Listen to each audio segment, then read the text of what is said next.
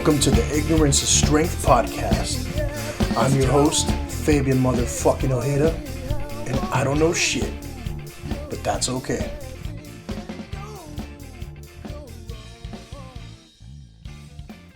All right, let's get this shit started. Thank you everybody for listening to the Ignorance is Strength podcast. Hope you all enjoyed episode number 98 with Andy Garland. It's always good catching up with old friends, talking about nostalgia and all that. But we're back today with a brand new guest and, somebody I have no idea about, and I'm really looking forward to learning a little bit more about him. I want to welcome to the podcast for the very first time, Mr. Petty Murphy. How you doing? I'm doing good. Welcome. Glad to be on here on your show. Yeah, for sure. Where are you joining us from? I'm joining you guys from Olathe, Kansas, which is 20 minutes outside of Kansas City, Missouri. Nice. Yeah, I was trying to see where everybody's from. Gotten people from all over the world, all over the U.S. So it's cool to see where everybody's talking from. So you're a comedian, right? That is correct. I've been a stand-up comedian for the last 13 years. Nice. We've had quite a few comedians on here, and is that mainly what you do in comedy as a stand-up, or are you kind of transitioning into other forms of it, or? I've been transitioning to other forms in it. I have done improv. I created my own improv comedy series known as Cracking It Up, which I'm going to reboot later on this year into 2023. Getting into acting real soon also too. So yeah, it's doing what it's doing. Yeah. So talk to me a little bit about comedy, right? So you've been doing it for quite a while now, right? And so that to me already sparked a few questions in my mind, right? So first and foremost, there's got to be such a difference between then when you got started and now, right? Because there are so many more things that you could have said back then, and then now you try to say anything, and it's you're canceled, you're censored, you're this and that, right? So do you notice that kind of change, and how do you deal with it? How do you adapt? I've noticed a lot of it, especially now with the cancel culture, the things that, I want to say now, I can't say. Of course, I've been in an habitual Facebook jail. Visited this Club Zuck multiple times for the things that I have said in the past. Recently did a 30-day bid in August for a post that I posted in 2016 where it's two women, wrestlers, grabbing each other by the pussy, and it's Donald Trump's face, and on the caption it says, "That face you make when someone else is using your signature move." And I was like, really?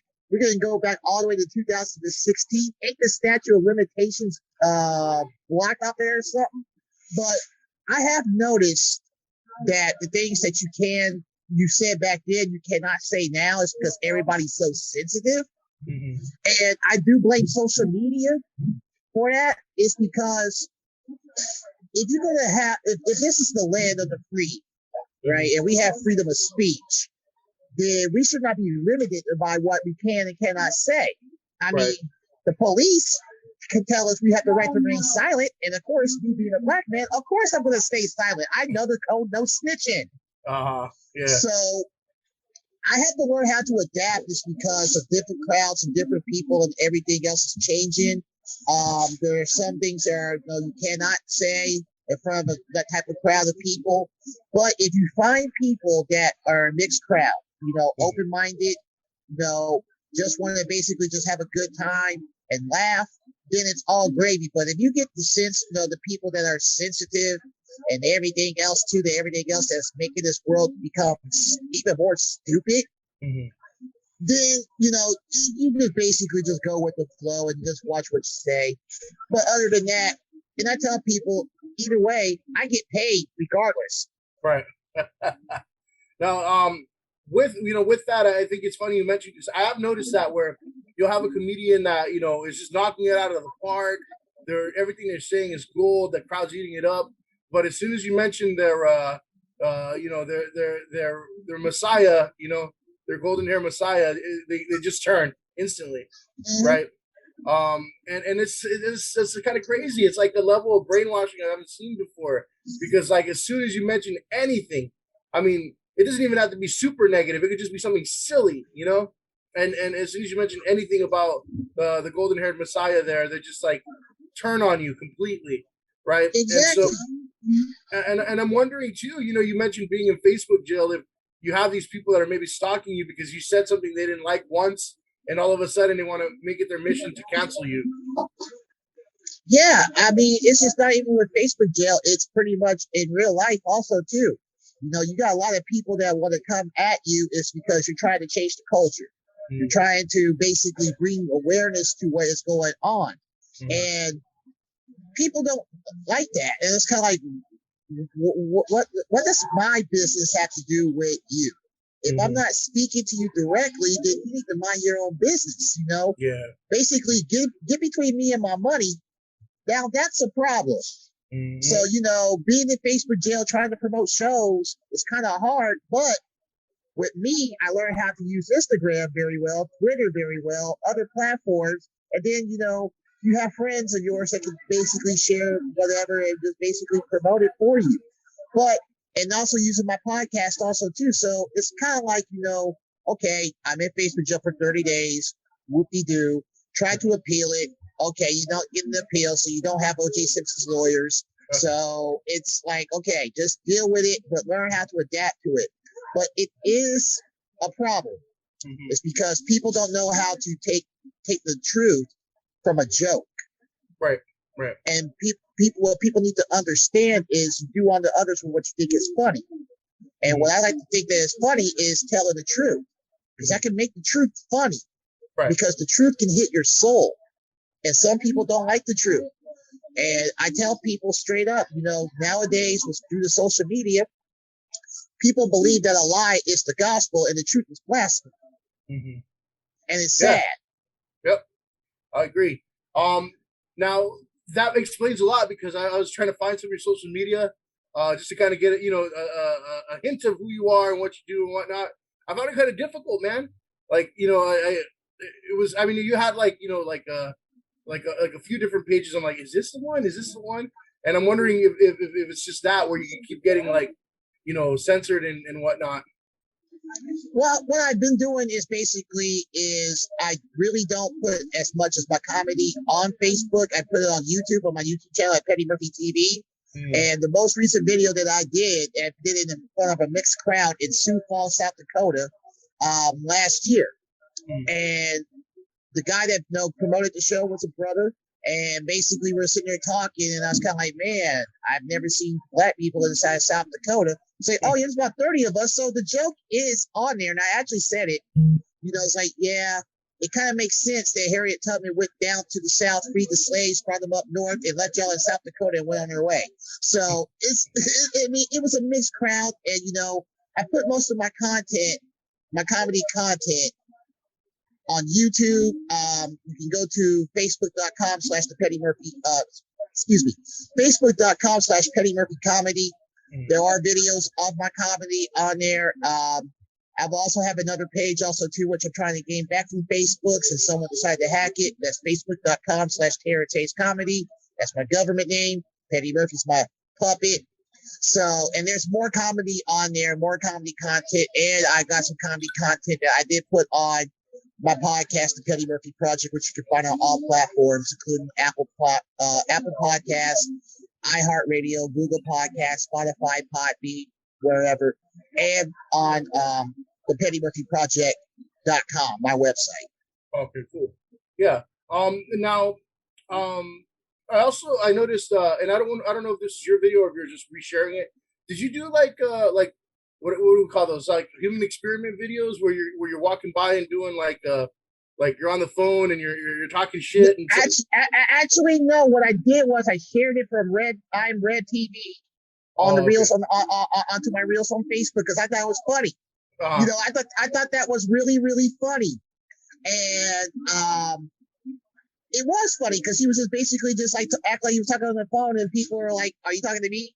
And he's like, "No, I'm on the phone." So it's kind of like the social experiment of basically, playing with people's minds, in their mindset right in that moment, right then and there. So it's actually pretty awesome. Okay, I was wondering, was that something you put together? But I've seen those videos before, and those I thought were funny, right? Because they're harmless, because they're not doing anything, to the point where you're attacking people or touching them. right? You're just Mm-hmm. talking stupid shit on the phone, Right. and somebody's misconstruing it, right? And Mm-hmm. so it's just funny. But I've seen those, man, where they just go around harassing people, Mm-hmm. and I'm just like, I hope this motherfucker gets his comeuppance, like Right. when I've seen those, I'm like, comedy's comedy, man, but you can't go around like, crashing your cart into people or, Right. Or, being like Tyrone and going up to people and basically disrespecting them and stuff too. And those were funny too, but you can see people get upset and want to fight. There's a borderline when it comes to doing comedy content. There is a borderline. And yeah, if you cross that line, I tell people it's like you gotta watch what you say and do and watch what you do. It's because people are not gonna react the same way as you. So you have to be careful with that. And that's one thing I have learned about doing comedy is that as much as comedy is like poetry with explicit content, you gotta watch what you say. You gotta watch what you do. yeah, yeah, because you're coming up to certain people trying to pull even just the phone one, man. Mm-hmm. That one wouldn't even fly with some people. Some people are that wound up. Now you mentioned you've been doing it for like this over a decade, right? And so, there's got to be a lot of people that influenced you and whatnot. I'm assuming, man, that you're going to mention some names that are probably familiar to me. But who are some of the people that have influenced you over the years to want to get into comedy? Well, growing up as a kid, basically my grandmother, my mom, my family basically, had to learn, the world, learn the world. So as a kid, yeah, I'm one of those kids that snuck down in the basement and listened to Richard Pryor albums. Mm-hmm. I'm one of those kids that grew up watching Eddie Murphy. Yep. I grew up watching Sanford and Son, watching Red Fox. Oh yeah. And learning from Dave Chappelle, learning from comedians like Hope Flood, learning from comedians that are in my circle. But the ones that have really influenced me were good friends of mine. Because I got a degree in journalism. That's what a lot of people don't say. A degree in journalism, so I'm going to always tell the truth. Mm-hmm.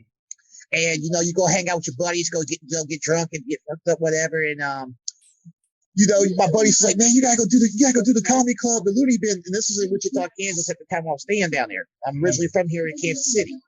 And I kept telling them, it's like, no. It's like, man, why not? It's like, look here, giving me a microphone and put me in a public forum, in public speaking, it's like Bush looking for weapons of mass destruction.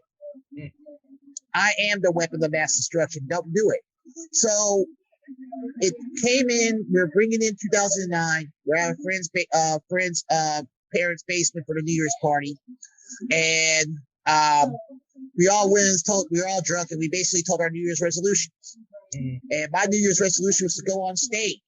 And it's like, oh, okay. And I told them I'll do it that following Wednesday night. And I looked at all my friends and I said, oh, you motherfuckers is coming with me. You're all coming with me. And, I came, pretty much, I did bomb my first set. It does happen for first-time comics. You will bomb your first set.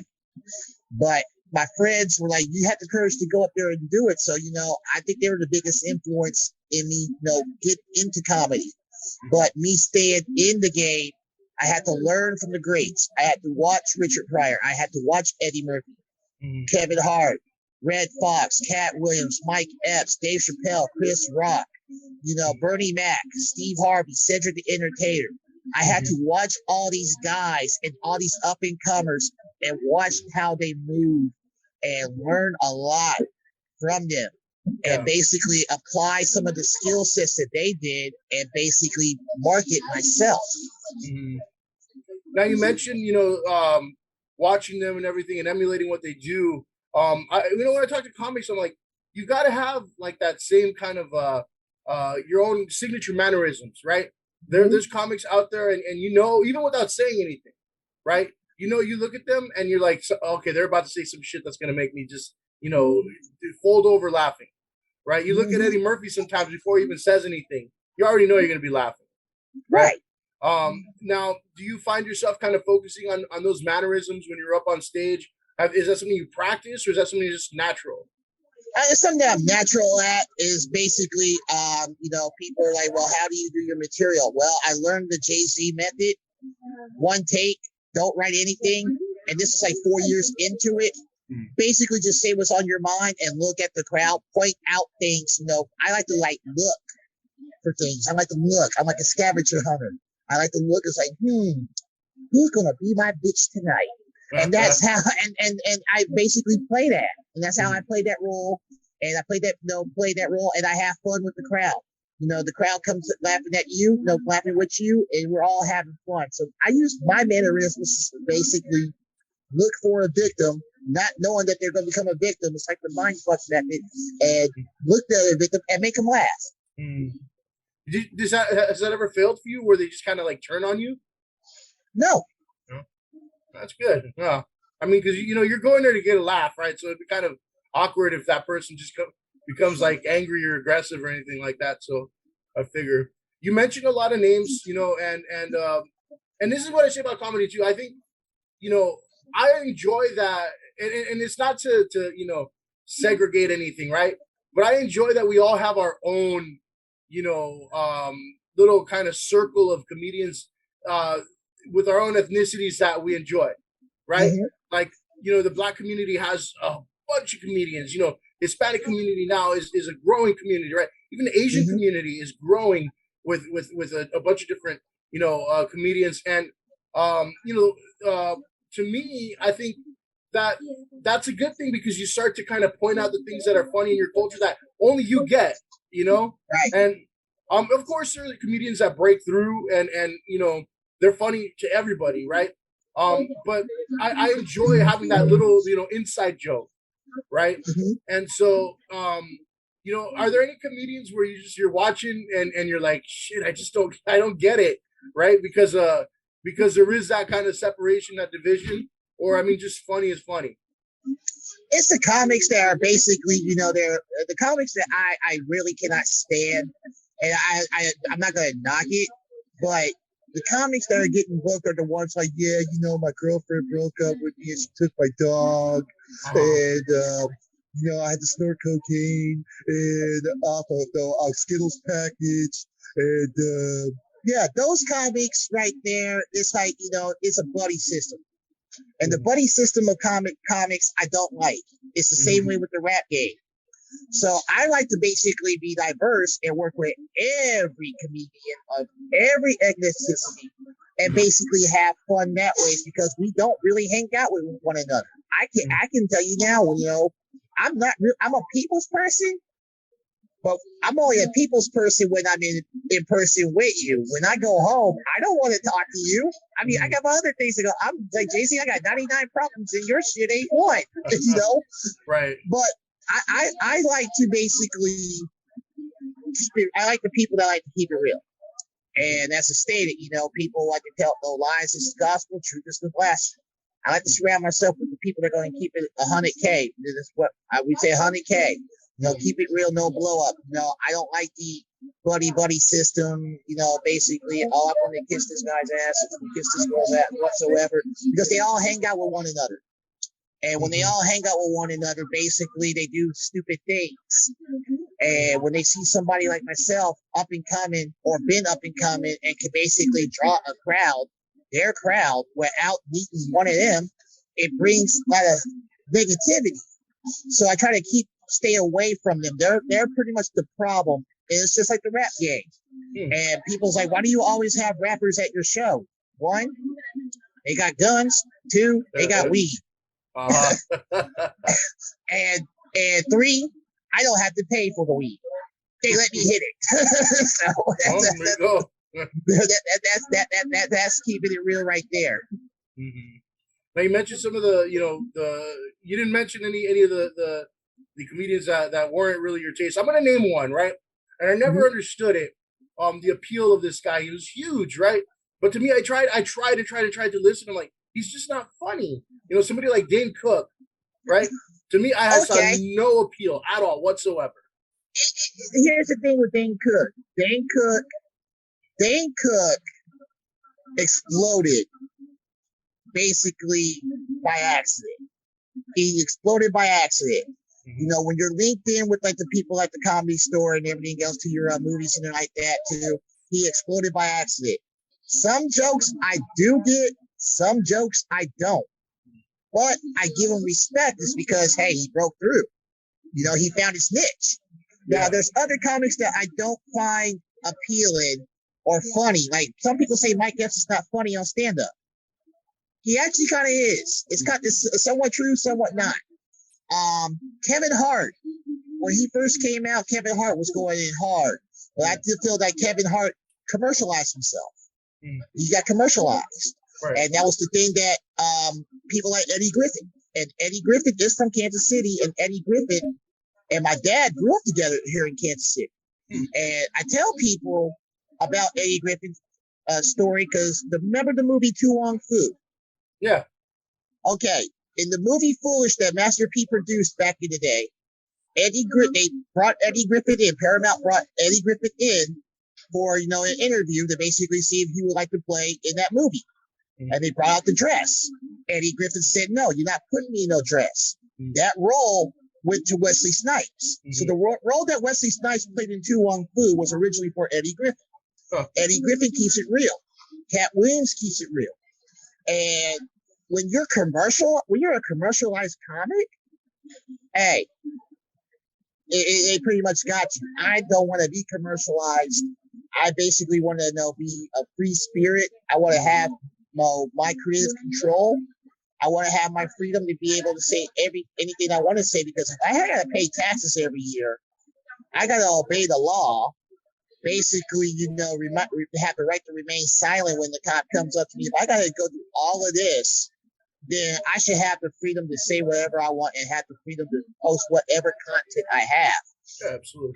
And without being commercialized, without having to sell out. Yeah, I agree with that completely.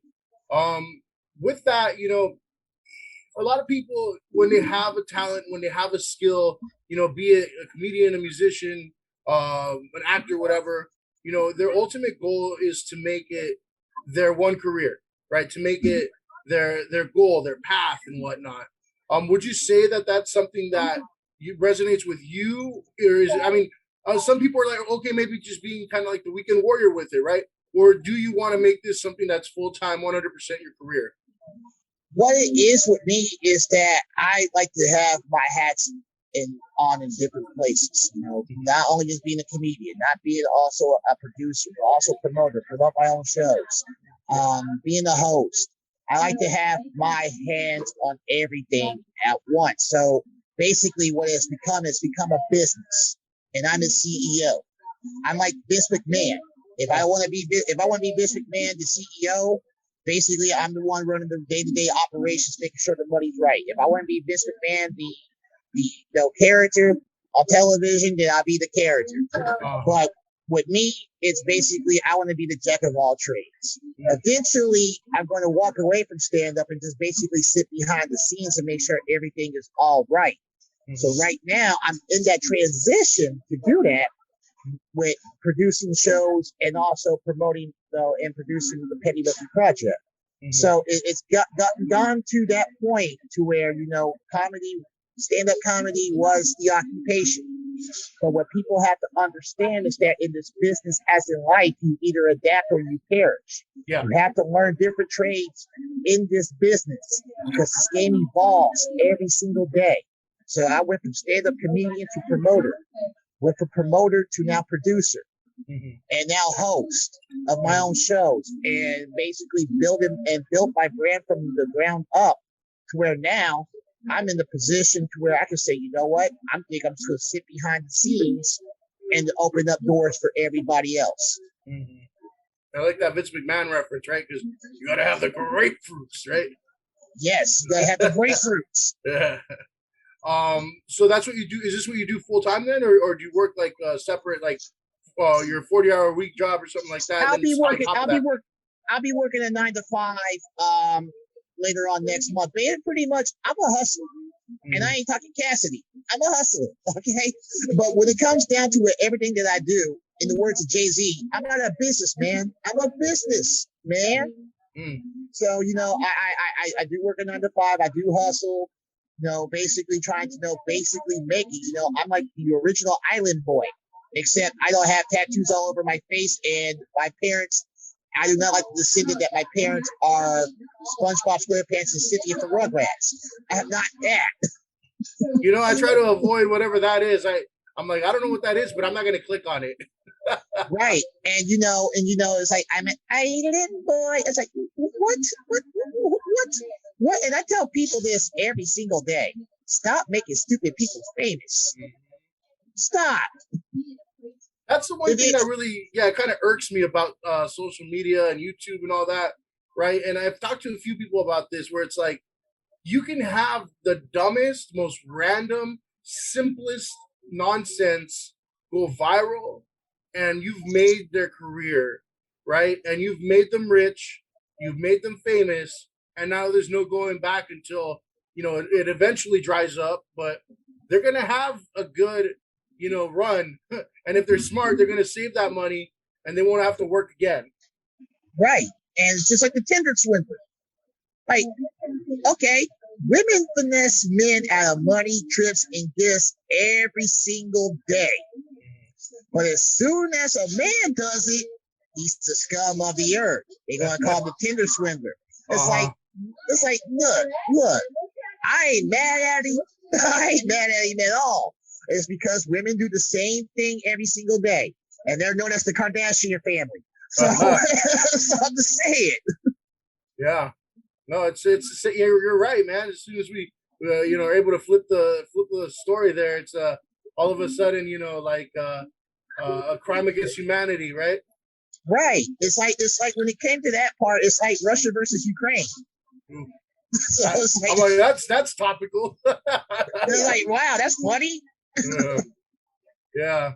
And I'm glad you're able to throw things like that in there, because that just shows, you're right. You can you say whatever you want, even though that, even just the mention of it, right? Some people would have just been like, oh, we can't touch that, Yeah. It's like this, I've noticed that some cities, states are banning Russian vodka. So it's kind of like, so I can't drink a white Russian now. So I gotta wait until this is over with. We don't know if this is gonna be over with. Right. We don't know. It's like. So what am I supposed to drink now? Wait a second. I'm black. I'm supposed to drink Hennessy and Crown now. Okay. Go stick to that. But I'm sure that shit was made in like Chicago anyway, or whatever. It was made in Cleveland. It was made in Cleveland. Now with you mentioned your other projects going on. What are some of the projects you got going on that you can tell people about? Right now, of course, the Petty Murphy Project is currently in season 7 right now. That's what I've been working on. It's on all platforms. The project that I'm working on right now is I'm actually doing an event. It's known as my brand name, Most Hated. Most Hated Productions presents Petty Murphy Suit and Tie Shit. That's Saturday, May 28th, live here in Kansas City at the iWorks Pavilion here in Kansas City. And we're basically raising money to raise awareness for mental health awareness. Pretty much, there's been several events lately. Several events that's happened lately in my life, where I've lost a friend who thanked me about talking about mental health awareness, and a situation that's happened in Wichita, Kansas, where a 17-year-old young man who was crying out for help because he was having a mental episode was killed by juvenile detention facility members and the Wichita Police Department. And it's just too much going on. So, people don't want to know when we talk about our mental health, especially men. People want to say, oh, there's nothing wrong, you're just crazy. But it's not that people are not listening. And I think that's not being heard enough. Is that people go through a lot of mental things. I mean, we just lost 2 beauty pageant contestants. One was Miss USA, who just recently had an interview with Denzel Washington. And 2 weeks later, she jumped off of a 29-story building in New York City and she's dead. Right. And a former Empire actress just recently was found dead after leaving a suicide note for her husband last Friday. She was found dead Sunday inside a park in California. Overdose. She killed herself. Right. There's a lot of people that don't understand that it's a stigma going on. It's just not with adults. It's with kids. Kids are killing themselves because they're being bullied. at school, being bullied for their sexual orientation, being bullied for who they are, race, color, ethnicity, and it's wrong. So mental health plays a big part in a lot of things, and people want to say Antonio Brown's crazy. Yeah, we know he's crazy. Anytime you can pick up your jersey and basically walk off your field because you're not getting paid, or basically you blow $40 million and all you had to do was shut up that Tuesday, and you call your boss a cracker, and you do all this, and yeah, you're crazy. And people want to say Kanye West is crazy. Well, there's two sides to that. One, I can understand him losing his mom. That was his best friend, his number one supporter. Two, we try to warn him. Stay away from the Kardashian family. Yeah. We try to warn him. And he even had a song when he said, don't turn a hoe, basically trying to tell a hoe to a housewife. Well, you did it. Congratulations. Congratulations. You made history. We want prenup. Yeah, we want prenup. But it does play in mental health. And when people break down, like with Will Smith last year, when Jada came out with the entanglement and everything else, to which I still don't understand. Is cheating now known as entanglement now? So that was a term. Entanglement? Right, that's the way to pretty it up, right? Yeah, pretty up. Entanglement. No, it's just like they just cheated on me, okay? And I want a divorce. And I want half her money. Let's keep it real. But the way you see Will Smith's face, he was in disgust. He could, what can you say? The face of Kanye West. And everybody else is a stigma that's going on, man. People don't know what people are going through behind closed doors. And you can be on social media and act like everything is fine, smile and make all the lies, the posts, the memes, and everything else too. But it's sadness inside some people. Robin Williams is someone that I grew up watching Mork and Mindy and everything else. Robin Williams is, he's an American icon. As much as he made us laugh and everything else too, he was sad inside. He was hurting inside. And that's where people don't seem to understand, is that as much as we can put on the show in front of you, when those lights go out and the curtains are closed, you don't get to see the tears of a clown. You don't get to see the tears of a clown. That's why I tell people you love them every single day.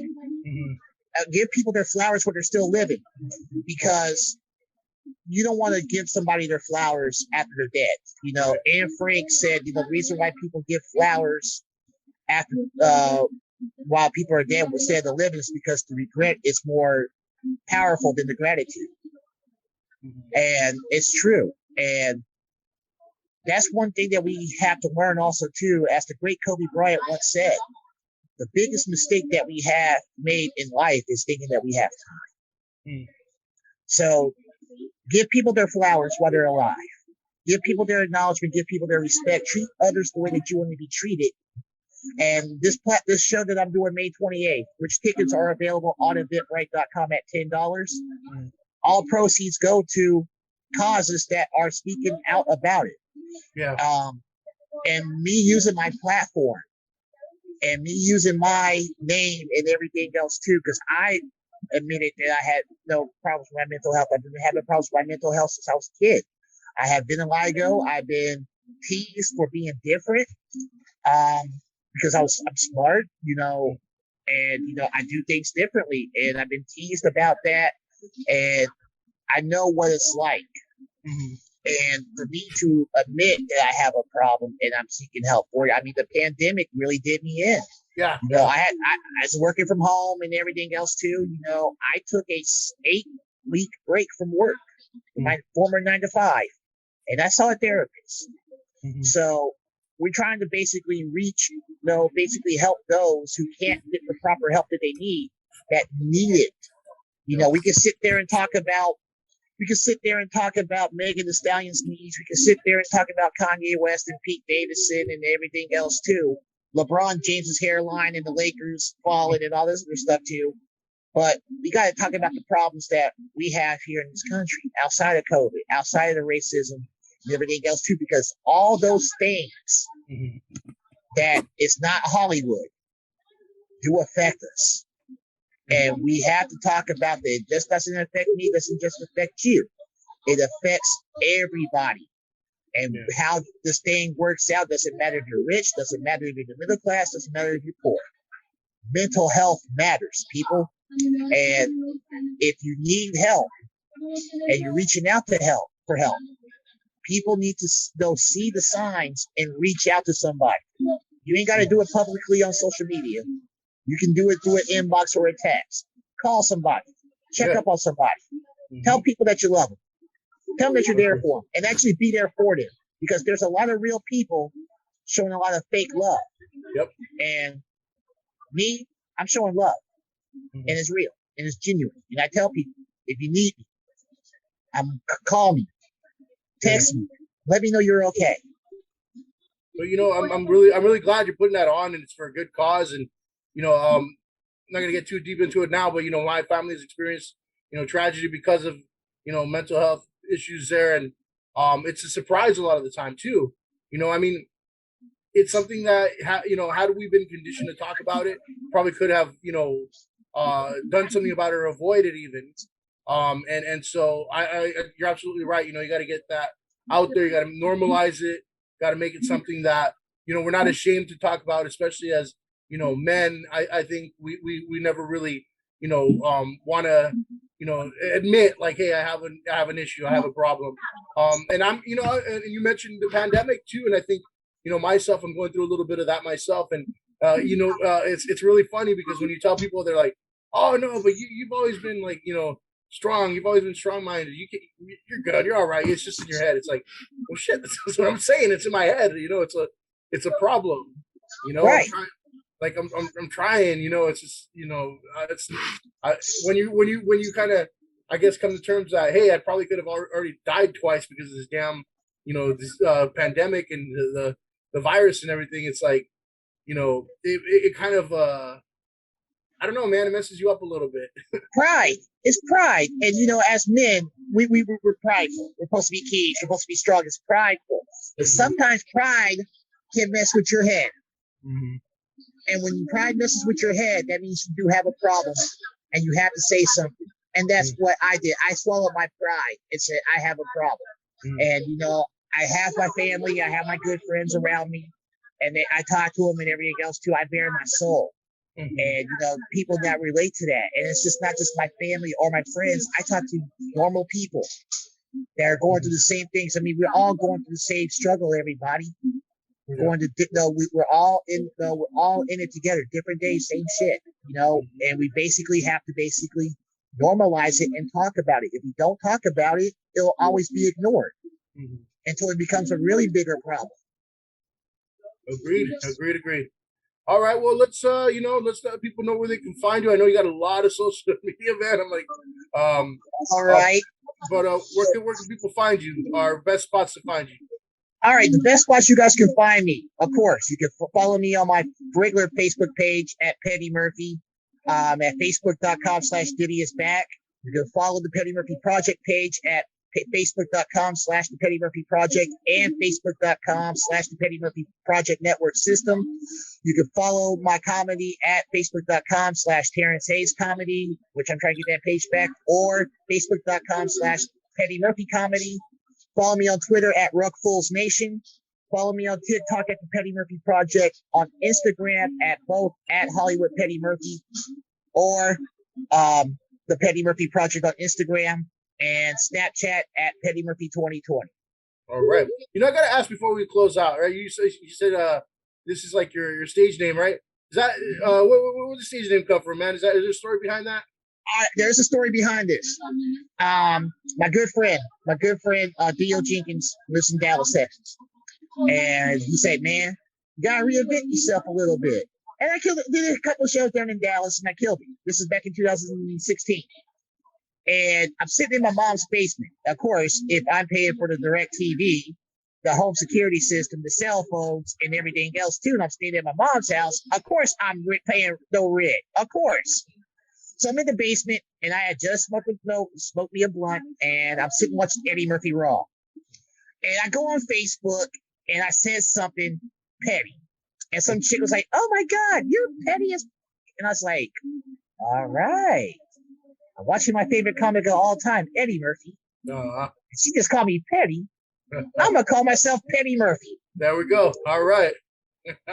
I knew there had to be something behind that, man. I'm like, wait a minute. That's a little too close there. Yeah. I get that a lot.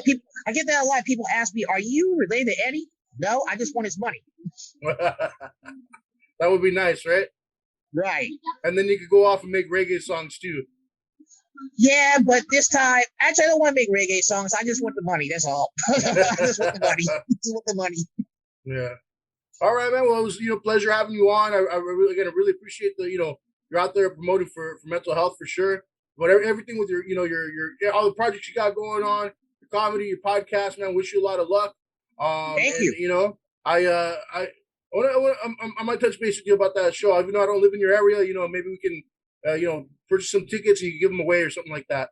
Oh, definitely, man. Yeah, shoot me the email. I will tell you how to get those tickets. Pretty much, I have the tickets online, pretty much. So basically, I can just email them and just basically give them away. I'll tell you how to get that out there to me. So definitely do that. For sure, I'll reach out, man. Thank you again. And I'll tag you on this on one of your social medias out there. But just go ahead and tag the Petty Murphy Project page. We'll do that.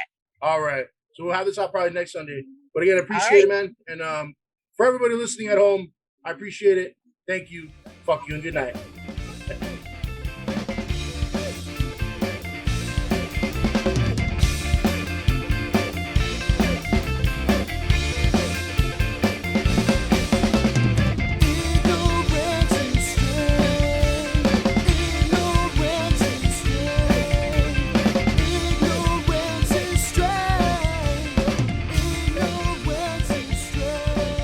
Subscribe to the Ignorance is Strength podcast on Spotify, Apple Podcasts, and Google Podcasts. Like, follow, and share on Facebook and Instagram at Ignorance is Strength Podcast and on Twitter at The Ignorance Pod.